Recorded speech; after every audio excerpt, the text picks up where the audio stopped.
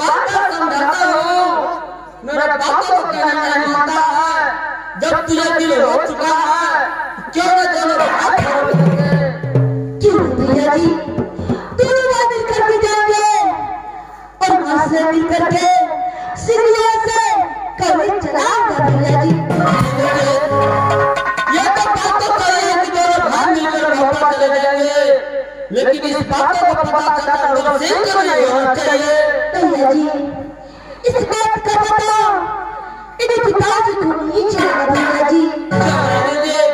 यहाँ से दोनों वापस चलो, अपनी माँ से मुलाकात करेंगे, वहाँ से बहुत ठीक है भैया जी, चलो चलिए भैया जी।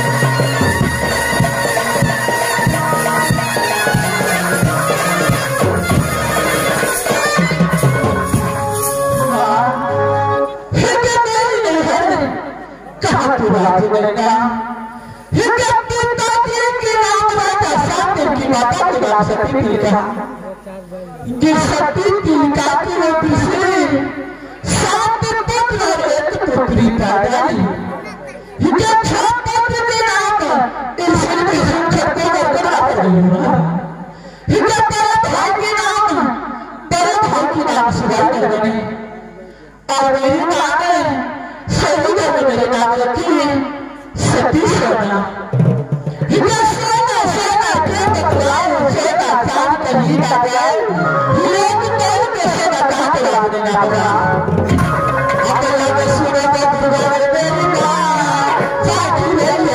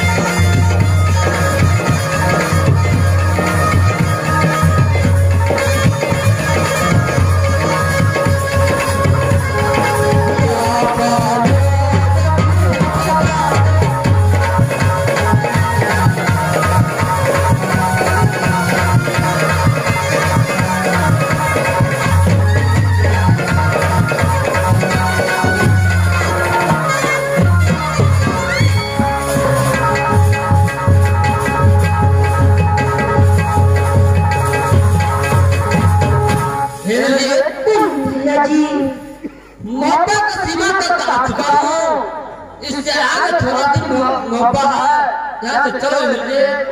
भैया जी मुझे कुछ ना पिटवा चुका, लेकिन सामने देखिए ये कैसा सुंदर बाग दिखाई देता है। तुझे देखने वैसा होगा, तुझमें जाओ उसमें घूमो, तुम कैसा होगा भैया जी? घूमने को मिलता लग चुका है। भैया जी मेरा दिल चाहता है कि इस बाग में दोनों बार घूम करके उसके बाद रात घूमवा चलो भैया जी। अब तो मेरा छोटा भाई है, जब तुझे मिलकर लग चुका है इस बगीचा में घूमने के लिए, चलो ये फोन से इस बगीचा में घुमा के लाता हूं। क्यों नहीं भैया जी, चलो चलिए भैया जी।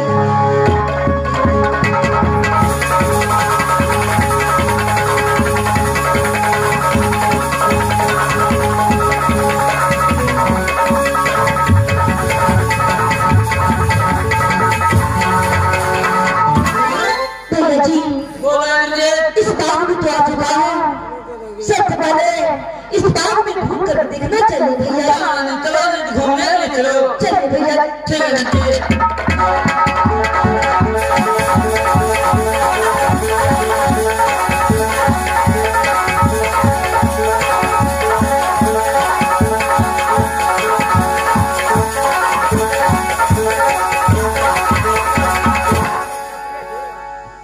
भैया जी इस बाग में मेरा दिल चाहता है कि दोनों भाई मिलकर के थोड़ा देर गेम खेल लेते हैं, इसके बाद रात के ऊपर जाऊंगा भैया जी। इंद्रजीत इस बगीचा में जो है बहुत सुना सुना से दिखाई दे रहा है। मेरा कहना मानो, गेंद गेंद मत खेलो, यहाँ से दोनों भाग हो पा चलो।